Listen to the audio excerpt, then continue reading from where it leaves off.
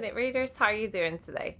Well, I'm doing great. I've been out in my garden picking my blueberries and my cucumbers, and today I'm ready to bring you another word family. Now, you might be watching this at another time when it's not summer, and that's okay because these are all to be enjoyed year round, so we could just be confident readers all the time.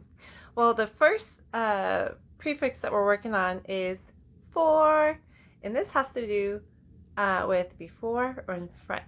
So fun fact, if you are golfing and you swing and you hit that ball and it goes crazy and it's about to go hit somebody ahead of you on the head, boom, you're going to shout out "Fore" as a warning so that they're aware of this golf ball coming in about to bonk them on the head.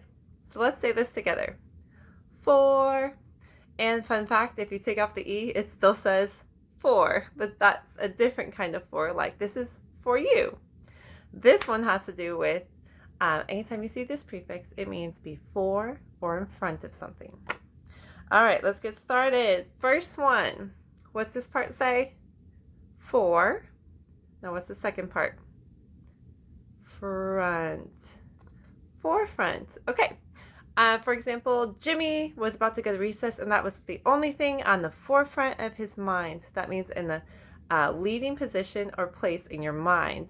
And you can use this in many ways, like in the forefront of the classroom or the forefront of anything that you're thinking about. It means the most important thing in the leading position. Next one, I'm sure you've heard this word before. What do you think it is? Forecast. Do you see how I cover part of the word? That's a great strategy to kind of break up that word, just kind of cover up the first part. We already know for. Forecast. Okay, so this is like a weather forecast. We see this all the time, right? The weather forecast shows we should have rain around 4 p.m., right? Or maybe the forecast says it's going to be sunny today. A forecast is a prediction, and a lot of times these are made using models on the computer and with all the weather patterns. There's other forecasts that you can use, and you'll see that in many of the books that you read. Next one. First part, the prefix says for. Father. Father. Forefather. This is a member of the past generation. Okay, that's the definition I got from the dictionary.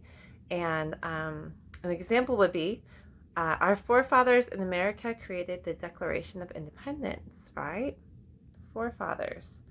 Or maybe our forefathers created this tradition in our family that every Thanksgiving we go out and we hunt for a turkey. Okay? Next one. For, what's the second part? See. Foresee. This is like you predict something. I foresee that going to the store on an empty stomach will result in me buying a lot of junk food because I'm hungry. Next one, you have one of these. Actually, you have two. Forearm. Forearm. The forearm is the position from your elbow all the way up to your wrist. That's your forearm. Next. For. Okay, these letters I-G-H say I. Sight. What's the word? Foresight. This is, again, having to do with prediction, right? And when you predict something, you're making a guess at what's going to happen. She had the foresight to close the car windows when she parked the car because there were clouds above and she thought it might rain. Foresight. Next one. You have one of these. I do too. For. Now, rule breaker, this EA does not say E, it says eh. Huh. Head. Forehead. This is your forehead right here. She put a bandana on her forehead, right? Maybe she was working out, wanted to gather all that sweat up so it didn't run into her eyes. Next is when you skip something or do without it. Forego. Today I'm going to forego dessert. I'm just going to stick with my main meal. Maybe I already had dessert today. Maybe I'm just trying to be healthy. Ooh, this is a feeling or belief that something may happen that's bad. Foreboding. Foreboding. Example, the dark clouds gave a foreboding warning and all the birds stopped singing. We knew a storm was coming. Have you ever noticed that when the storm's coming, all the birds kind of stop singing? It gets real quiet, it gets darker, and then the rain comes. Foreboding. Sometimes weather can be foreboding. Next one. This is the opposite of backgrounds. Like my background is this little curtain, right? Well, this is foreground. This is nearest to the viewer. For example, this card is in the foreground. Woo! And the curtain is in the background. Foreground. Remember, fore is in front or before. All right. This is kind of a sad one. Foreclose. This is when the bank will take possession of a property when somebody doesn't pay for their mortgage. And a mortgage is like when you borrow money from a bank to buy a house. So if you don't pay your bills, then they foreclose the property and then they take it back. That's a sad one. And last one. Ooh, I was one of these ones. Foreman. I was technically a forewoman.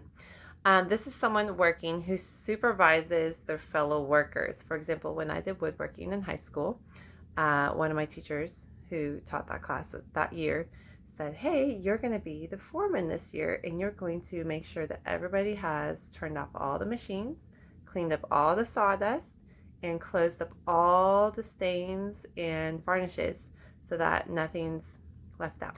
And that was kind of fun. I got to kind of be a little bit bossy, but in a nice way. I got to delegate. And that's where you tell people what to do nicely and how to clean up.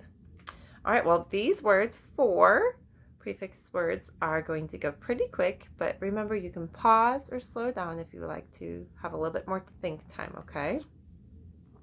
Remember to break it up into fore and then the second part. Forefront. Forefront. Forecast. Thumbs up if you got it, okay? Forefather.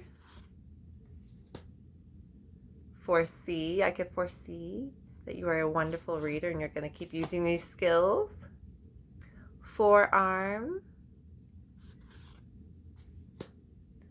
Foresight. That's when you're thinking ahead. Forehead. Let's see. Forego.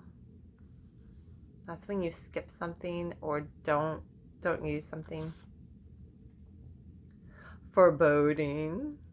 There was a foreboding roll of thunder. Boom.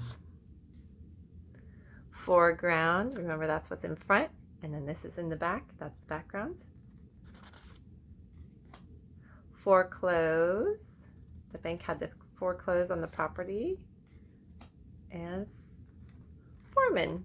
Maybe you will be a foreman in the future, or a forewoman when you are working on the job and your boss sees you working so hard and so fast. Awesome. Well, guess what? Good job today. I'm proud of you, and I will see you at the next video.